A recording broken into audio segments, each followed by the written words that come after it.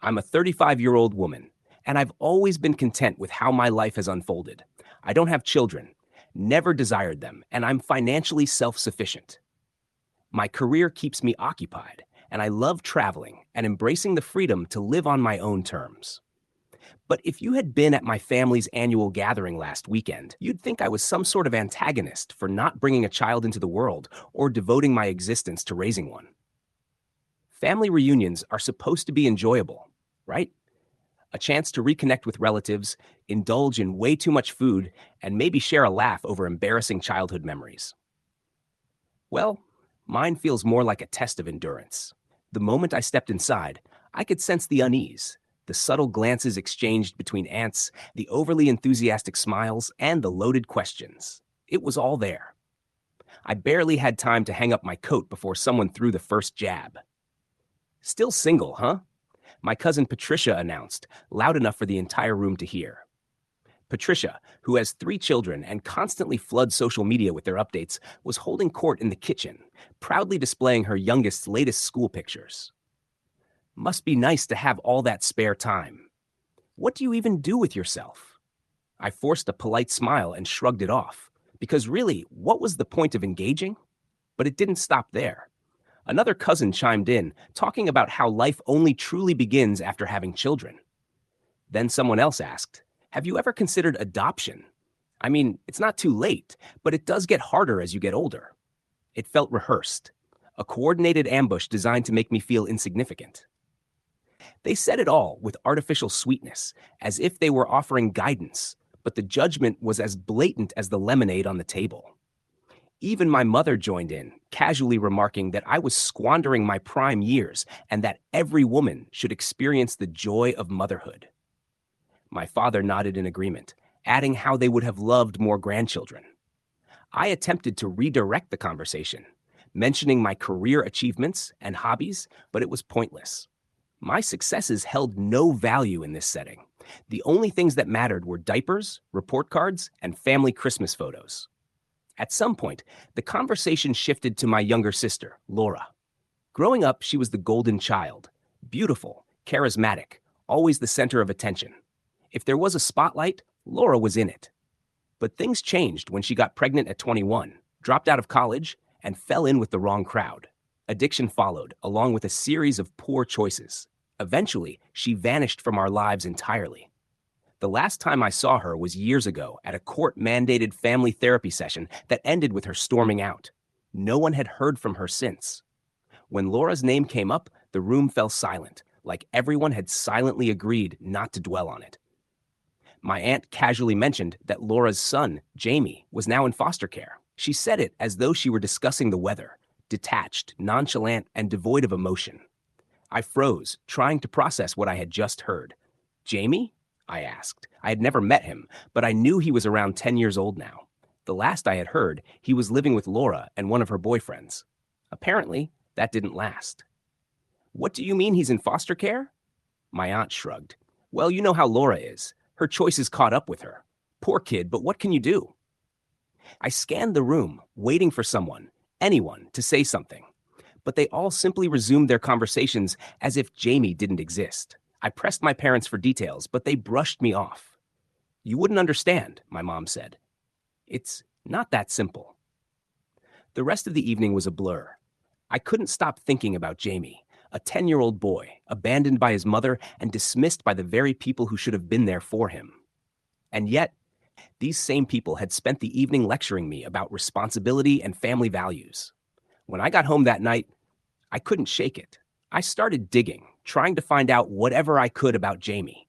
It didn't take long to uncover some information. He had been in the system for a while, bouncing between different homes. The more I read, the angrier I became. How could my family pretend he didn't exist? How could they sit in judgment of me while turning their backs on a child who needed them? The next morning, I called a social worker to inquire about Jamie's situation. It wasn't a decision I made lightly. I knew it would be complicated and messy, but I couldn't stand the thought of him being forgotten. If my family wouldn't step up, then maybe I could. This wasn't about proving anything to anyone. It wasn't about silencing their judgment or soothing my own conscience. It was about Jamie, a child who deserved better than the hand he'd been dealt. And I wasn't going to let him slip through the cracks. I was prepared for the responsibility. It didn't alter my decision, but it did cause me to reflect on how unready I felt. My parents were furious when they discovered it. They accused me of embarrassing the family and bringing more disgrace upon them. My mom even claimed I was stealing Laura's child, which was laughable considering how they'd abandoned him after too many arguments. I stopped responding to their calls. Fortunately, not everyone was against me. A few close friends helped me set up Jam's room.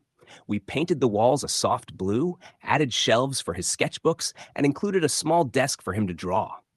I wanted him to feel like he had a space that was his, even if he wasn't living with me yet. During one visit, Jamie told me he'd been bullied in foster care. The other kids mocked him for not having a real family. I could see how much it pained him, even though he tried to act like it didn't bother him. I promised myself I would change that. He deserved to feel secure and wanted. The process hit a hurdle when the agency requested family references. My parents refused to endorse me, claiming I wasn't fit to raise a child. It felt like a punch to the stomach, but I didn't let it hold me back. I found coworkers and friends who were more than willing to support me. Eventually, Jamie came for his first sleepover at my house. He was anxious, and so was I. We attempted to make pancakes for dinner, but it turned into a disaster. The batter ended up everywhere except the pan, and we laughed so hard that tears rolled down our faces. It was the first time I saw him truly let his guard down. That night, as I tucked him into bed, he asked if he could come back again. I told him he was always welcome. It wasn't perfect, and I knew more challenges awaited Dad, but in that moment, it felt like we were on the right path. Update 2. The adoption process began progressing faster than I expected. The first significant obstacle was the home inspection. The social worker called to schedule it, and suddenly, everything in my house seemed insufficient. I spent the week before her visit childproofing every corner. I bought outlet covers, rearranged furniture, and stocked the fridge with kid-friendly snacks. A friend helped me assemble a second-hand bookshelf for Jam's room, which he'd already started decorating with his drawings. On the inspection day, I was a nervous wreck, but the social worker didn't seem overly critical. She walked through the house with a clipboard, checking off items on her list. When she reached Jam's room, she smiled at the sketchbooks neatly arranged on his desk. "He's going to feel at home here," she said. It was the first moment I felt like I might actually succeed. Then came the financial strain. I hadn't realized how costly the adoption process could be. There were application fees, legal costs, and unexpected expenses for setting up Jamie's space. Every time I checked my bank account, I felt a knot in my stomach, but giving up wasn't an option. I cut back on unnecessary expenses, skipping things like takeout and my gym membership, focusing every extra dollar on getting through the next step. A few weeks later, I received a call that the custody hearing was scheduled. I'd need to provide proof that I could care for Jamie long term, which meant gathering financial statements, employment records, and personal references. The social worker reassured me I was on the right track, but it was still overwhelming. During one of Jam's visits, he started calling me Aunt instead of just my name. It surprised me, but I didn't correct him. He also asked if he could put glow-in-the-dark stars on the ceiling of his room. We spent the afternoon sticking them up together, and later, when we turned off the lights, his smile lit up the entire room. But the next blow came from my parents. I found out they had written a letter to the court stating that I was unfit to adopt Jamie. They called me selfish and claimed I lacked the experience to raise a child. The letter was harsh. I hadn't expected their support, but actively trying to block me felt like a new low. I hired a lawyer to counter their claims and started gathering testimonials from friends and coworkers who could vouch for my character. One of my colleagues wrote about how I'd helped her through a tough time with her kids, and a neighbor mentioned how I'd always been dependable and caring. The letters gave me hope, but it was hard not to think about how my own parents were actively trying to prevent me from helping Jamie. Meanwhile, Jamie started opening up more during our visits. One afternoon, he told me he'd always felt like he didn't belong anywhere. He said foster care felt like being passed around, like nobody wanted to keep him. Hearing that made me even more determined to give him a permanent home. For the first time, he talked about things he wanted to do in the future, like becoming an artist or visiting a big city. It felt like a breakthrough. As Jam's birthday approached, I learned from the social worker that he'd never had a real birthday party. I decided to throw him one. I invited a few of his foster siblings, as well as some kids he'd recently met at school. We kept it simple: pizza, cake, and a small art station where the kids could draw. When Jamie walked into the living room and saw the decorations, his eyes widened. He'd never been celebrated like that before. At the end of the party, Jamie hugged me and called me Mom for the first time. I didn't react outwardly, but it hit me deeply. It wasn't something I expected or even thought about, but hearing it felt right. The custody hearing was the final hurdle. On the day of the hearing, a distant cousin I hadn't spoken to in years showed up unexpectedly. She told the court how ashamed she was of the family for abandoning Jamie and how much she admired what I was doing. Her testimony was unanticipated but powerful. Jamie also spoke during the hearing. He told the judge he felt safe with me and that he wanted to stay. His voice trembled a little, but he got through it. By the end of the hearing, the judge ruled in our favor. I was granted custody, and Jamie officially became part of my family. It was a bittersweet victory. I knew my parents and most of the family would never support me, but I realized I didn't need their approval. What mattered was Jamie and the life we were beginning together. That night, after the hearing, Jamie moved in permanently. We made spaghetti for dinner, and while it wasn't perfect, we laughed through the mishaps, just like we had during his first sleepover. Later, we started a scrapbook to document his journey, our journey. As I looked at the first page, filled with his drawings and photos from his birthday, I felt like we were finally building something real. The next morning, I blocked my family's numbers. It wasn't out of anger, but because I needed to focus on Jamie and our future. For the first time in a long time, it felt like we were heading in the right direction. At first, it was a bit difficult. The biggest obstacle was adjusting to structure. He wasn't accustomed to having boundaries. Simple tasks like finishing homework before playing video games or putting his dishes away felt unfamiliar to him. There were a few disagreements and a couple of slammed doors, but I remained consistent. Over time, he began to adapt. Mornings were the hardest. Jamie despised waking up early for school and would drag his feet until we were both rushing to get out the door. However, by the end of the first month, we had established a routine. I would pack his lunch while he dressed, and we'd share a quick breakfast before leaving. It wasn't flawless, but it worked. At school, Jamie struggled with math. His teacher sent home notes about missed assignments and low test scores, but also praised his artistic abilities. One afternoon, Jamie brought home a wrinkled drawing he'd done in class, a colorful sketch of a futuristic city. It was amazing. I decided to enroll him in a weekend art class at the local community center, and he was thrilled. Seeing him excited about something gave me hope that we were moving in the right direction. The community around us surprised me with their support. A neighbor, an older woman named Mrs. Green, dropped by one day with a batch of cookies for Jamie. She told me she'd heard about his story and wanted to make him feel welcomed. Over the next few weeks, other neighbors came forward, offering assistance or simply stopping to say hello when they saw us outside.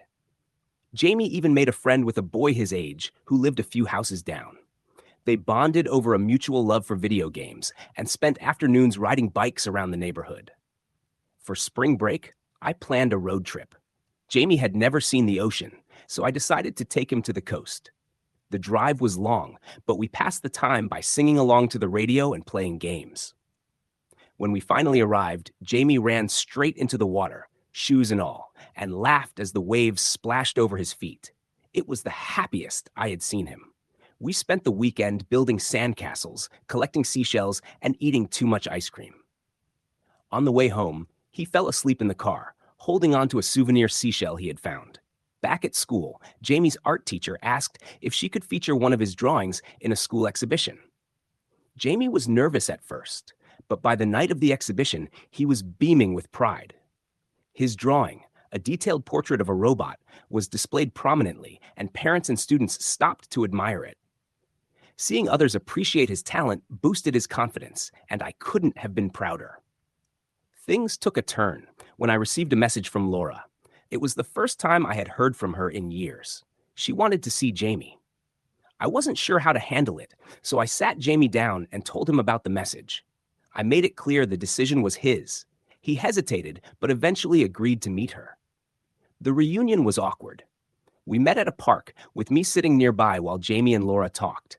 Jamie was polite but distant, and Laura seemed unsure how to connect with him. She apologized for not being there, but Jamie didn't say much. After an hour, he came back to sit with me and said he was ready to leave. It was clear he wasn't ready to reconnect with her, and I made it clear to Laura that Jamie's well-being came first. She nodded and left without any further discussion. Not long after, Jamie had another success at school. He entered a district-wide art competition and won an award for his work. The school held a small ceremony, and when Jamie's name was called, he walked up to accept his award. The entire room applauded, and that night we celebrated with a movie and popcorn, laughing and quoting lines back and forth. It felt like we were finally finding our rhythm as a family. Out of the blue, one of my cousins reached out to apologize for how they had treated me. They admitted they had been wrong to judge me and said they admired what I had done for Jamie. I accepted the apology, but remained cautious. Too much damage had been done for me to fully trust them, and I wasn't about to let anyone disrupt the peace Jamie and I had found. The rest of the family continued to gossip, and I would hear bits and pieces through mutual acquaintances, rumors that I had taken Jamie away from Laura, or that I was just trying to make myself look good. It didn't bother me anymore. Jamie's happiness was my priority, and everything else didn't matter. One evening, as we were putting up decorations for a new tradition we'd started, Art Night Fridays, where we created something together, Jamie looked up at me and said, "This feels like home now." Hearing that made all the struggles worth it. As we sat down to begin painting, I realized that we weren't just surviving anymore. We were thriving.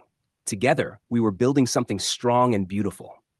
Jamie wasn't just healing, he was growing, and so was I. Together, we were creating a future that felt like ours. Life with Jamie continued to evolve, but it wasn't without challenges. The first real obstacle came when Jamie started falling behind in school. His teacher called me in for a meeting, pointing out that he had trouble focusing in class. His homework was either incomplete or done hastily, and he got frustrated during tests, leaving some questions blank. At home, the frustration spilled over into a few tense moments. He slammed doors and stormed off when things didn't go his way. I knew it wasn't just about schoolwork. There was something else beneath the surface. One evening, Jamie admitted that some kids at school had been teasing him. They had found out he was adopted and started calling him names like nobody's kid.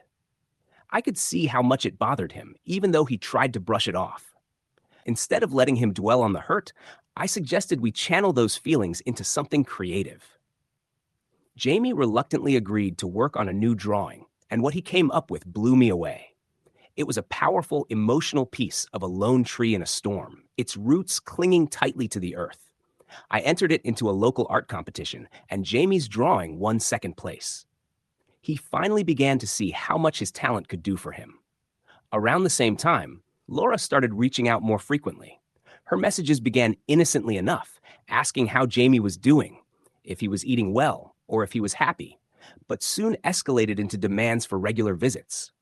I didn't want to shut her out completely, so I encouraged Jamie to decide what he was comfortable with.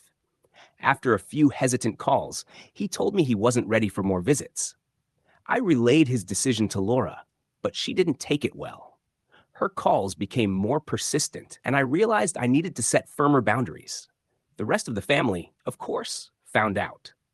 They accused me of overstepping and trying to erase Laura from Jamie's life. The gossip reached a boiling point when I ran into my mother at the grocery store. She barely looked at me before saying I'd ruined everything by adopting Jamie. Her tone was harsh, and it was clear she wasn't open to any discussion. I didn't argue. I simply walked away. After that, I contacted my lawyer to draft a legal letter, ensuring Laura's involvement would be limited unless supervised by a third party. I wasn't taking any risks with Jam's well-being at school. Jam's challenges were still a concern, so I met with his teacher and the principal to develop a plan. They proposed additional tutoring and more individualized attention from his teacher during breaks. I also made sure to emphasize positive routines at home. No screens until homework was completed, and a consistent bedtime to help him stay focused throughout the day. Gradually, Jamie started to regain his balance. He even made 2 new friends at school, one of whom shared his love for drawing. They spent hours sketching together, exchanging ideas and showcasing their work. One evening, after a particularly tough day, Jamie came into the kitchen while I was preparing dinner. He paused for a moment before asking, "You're not going to get rid of me, right? Like my mom did?" His question broke my heart. I stopped what I was doing, knelt to his level, and assured him that he was my family forever, no matter what. He nodded, but I could tell it would take time for him to truly believe it. A few days later, I received a letter from my parents. It was lengthy and harsh, accusing me of tearing the family apart. They demanded that I make reparations and claimed that I had caused irreversible damage. I didn't respond. I wasn't about to let their negativity take up space in the life Jamie and I were building. To give Jamie a sense of belonging and security, I decided to convert part of the basement into an art studio. We painted the walls together and set up shelves for his supplies. He picked a bright red desk as the centerpiece, and I added a corkboard for him to pin his favorite artwork. When it was finished, Jamie beamed. He spent hours down there sketching and experimenting with new ideas. It became his sanctuary. There were also small victories along the way. One day, Jamie came home from school waving a spelling test with a perfect score. We celebrated with his favorite dinner, macaroni and cheese with hot dogs, and spent the evening playing board games. It was one of those nights when everything felt effortless and right. As I watched Jamie's progress, I realized we both had a lot of healing to do, but we were doing it together, step by step. My focus shifted to helping him build self-confidence and independence. He wasn't just my responsibility, he was my family. Together, we were creating something solid, something that would endure. For the first time in a long time, it felt like the storm was lifting. Jamie had his roots, and so did I. One afternoon, Jamie's art teacher came to me with exciting news. She had submitted one of Jamie's drawings to a regional competition without telling him, and it had won first place. The contest organizers wanted to showcase his work at a school assembly and present him with an award. When I told Jamie, his face lit up with a mix of pride and nervousness. The idea of standing in front of his classmates terrified him, but I reassured him that he didn't need to say much, just accept the award and smile. On the day of the assembly, Jamie dressed in a collared shirt, nervously adjusting the cuffs. When his name was called, the crowd erupted in applause. He walked up to the stage, gripping the microphone awkwardly. He hesitated for a moment before speaking, his voice trembling but clear. "Art helps me say things I don't know how to express out loud," he said. "It makes me feel like I'm not alone." By the time he left the stage, the applause had turned into a standing ovation. However, the moment wasn't without complications. After the ceremony, as we were taking photos with his art teacher, Laura appeared uninvited. I spotted her lingering near the back of the crowd, looking unsure. When Jamie saw her, his expression shifted from excitement to confusion. Laura approached carefully, but her presence created tension.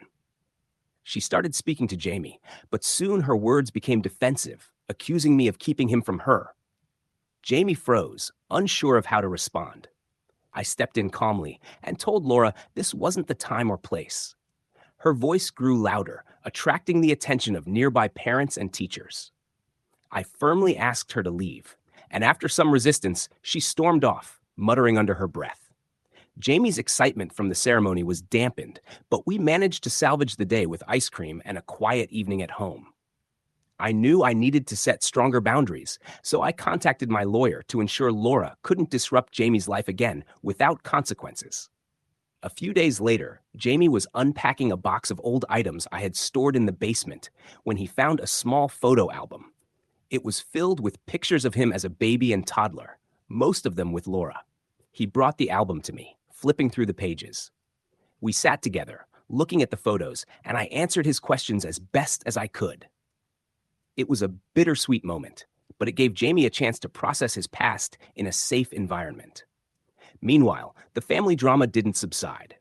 My extended relatives had taken to social media, accusing me of stealing Jamie from Laura and spreading false stories about how I had manipulated the system. The posts were harsh and full of lies, but I ignored them. I didn't need their approval and wasn't going to let their toxicity affect Jamie. Unexpectedly, Anna, the cousin who had supported me during the custody hearing, reached out. She had seen the posts and wanted to publicly defend me. She wrote a heartfelt post of her own, calling out the family's hypocrisy and praising me for stepping up when no one else would. Her words had weight, and the public's opinion started shifting slightly in my favor. At school, Jamie's principal called me to praise his progress. He told me that Jamie had become a role model for other kids, especially those struggling with self-confidence. Hearing that filled me with pride. Jamie's transformation was evident in everything he did. His art was even showcased at a local gallery's youth exhibit, where community members stopped to admire his work. Seeing Jamie stand beside his drawings confidently, answering questions about his process, was one of the happiest moments of my life. One evening, as we were cleaning up after dinner, Jamie looked at me and said, "You're the best thing that's ever happened to me." The words caught me off guard, and I had to turn away for a moment to compose myself. Moments like that made every struggle worth it. The family wasn't done, though. My mother showed up at my door one afternoon, trying to guilt me into forgiving them. She claimed the family was falling apart because of me and that I needed to fix things. I stood firm, telling her that my priority was Jamie and his well-being. She left angry, but I didn't falter. A few weeks later, I received a letter from Laura. It was surprisingly sincere. She admitted her mistakes, apologized to Jamie, and promised to work on herself before attempting to be a part of his life again. I showed the letter to Jamie, and we decided to keep it for when he was ready to process it. The final confrontation with my family came at a wedding I attended with Jamie. As expected, the whispers and side eyes started immediately. At one point, a relative made a snide comment about my charity project. I had had enough. I stood up and calmly called out their hypocrisy, reminding them of all the times they had ignored Jamie when he needed help. Then, I took Jamie's hand, and we left. Jamie's confidence continued to grow. He started researching high schools with strong art programs and spoke excitedly about his future. To celebrate his achievements, we began creating a scrapbook of his journey, our journey. As we glued photos and drawings onto the pages, it felt like we were closing the door on the past and stepping into a new chapter together. Our bond was unbreakable, and for the first time, everything felt exactly as it should.